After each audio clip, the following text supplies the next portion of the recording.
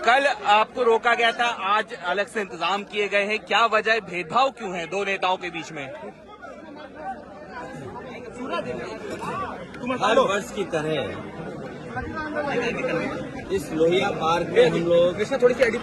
Doctor Ram Manohar Lohia ji को याद करते हैं और आज के दिन हम सभी समाजवादी लोग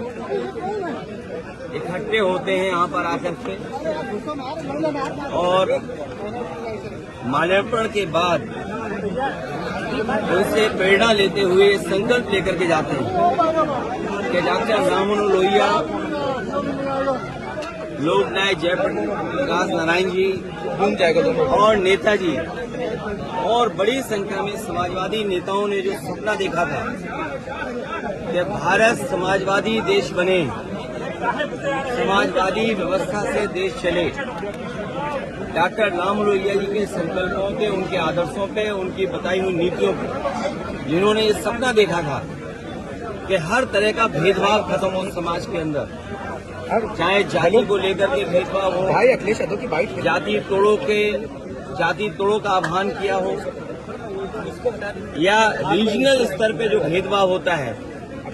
उसको लेकर के भी डॉक्टर राम लोहिया ने कहा कि इस तरह का कोई भेदभाव नहीं होना चाहिए। सत्य क्रांति का जो आह्वान किया था वो सही मायने में समाज को दिशा देता है। डॉक्टर राम मनोहर लोहिया को आज याद करते हुए हम संकल्प लेते हैं कि जो समाजवादी भारत का उन्होंने सपना देखा तो उस सपने को पूरा करेंगे। ये पार्क नेताजी ने बनवाया था और आज भी लखनऊ में लोगों के लिए या समाजवादी चिंतक विचारकों के लिए ये बहुत महत्वपूर्ण स्थान बनके उभरा है। इस स्थान पर सुबह से लेकर के शाम तक इस पार्क में लोग आते हैं और जब डॉक्टर राम मनोहर लोहिया के प्रतिमा के पास आते होंगे जरूर उनसे प्रेरणा लेकर के जाते होंगे। और आज देश में सच्चाई यही है कि समाजवादी व्यवस्था से ही गरीबी दूर हो सकती है, समाजवादी व्यवस्था से ही पढ़ाई का जो भेदभाव है वो खत्म हो सकता है,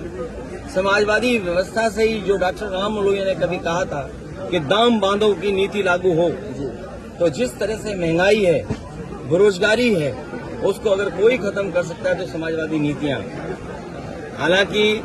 जयप्रकाश जी ने संपूर्ण क्रांति का आह्वान किया था, महंगाई या भ्रष्टाचार उस समय की राजनीतिक परिस्थितियों को लेकर के सरकार को इस तरह का व्यवहार कल नहीं करना चाहिए था जिस तरह का सरकार ने व्यवहार किया था। और ये बात कहना कि जीव जंतु हैं इसलिए आप नहीं जा सकते हो, तो जीव जंतु तो सड़कों पर भी हैं, हर जगह हैं, क्योंकि हर जगह आना जाना आप रोक देंगे क्या? जीव जंतु से आप पूरा यातायात रोक दोगे? सड़कों पे चलने को रोक दोगे क्या आप? इसी बहाने को लेकर के जीव जंतु हैं। ये केवल समाजवादियों का जो काम था, समाजवादियों का आज भी काम दिखाई दे रहा है। जयप्रकाश नारायण इंटरनेशनल सेंटर के सामने आज भी बीजेपी का विकास फीका है और उस ऊंचाई से देखो आप तो आप खुद महसूस करेंगे और उस बिल्डिंग को देखें कि आज के समय में भी वो सबसे मॉडर्न इंफ्रास्ट्रक्चर दिखाई देता है जो पब्लिक यूज के लिए थी। ये जो ओपन स्पेस आपको दिखाई दे रहा है, ये पार्क, ये समाजवादियों की देन है, चाहे आपका लोहिया पार्क हो, चाहे छोटे लोहिया जेनेरेशन पार्क हो। अब तो ये सरकार रख रखाव भी नहीं कर पा रही है, तो सोचिए वो महापुरुषों का सम्मान क्या करेगी। चेन्नई में